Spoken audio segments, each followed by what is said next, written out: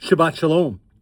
As our journey with Jacob continues in Parshat Vayishlach, we watch how, in preparation for meeting his brother Esau, he spent the night by the river, wrestling. We know that we ourselves sometimes fight when we have something to protect.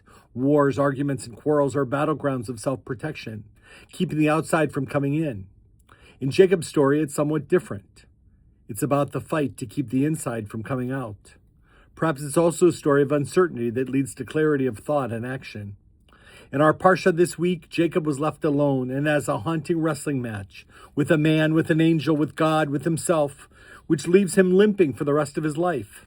The only person in the Torah to receive from God an entirely new name, Yisrael, one who has wrestled with God and man and has prevailed. He overcame his rivalry and won. After the long encounter of wrestling, Jacob encounters his brother, and bowing said to him, "Seeing you is like seeing the face of God."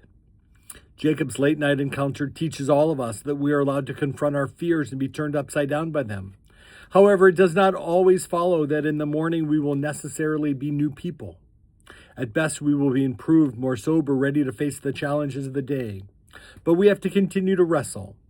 The lesson that Jacob teaches us is that, like him, we must strive to face our anxieties, try to calm them, and then be ready to move on. That's what makes Jacob the most human of all our patriarchs. That's what makes us his children.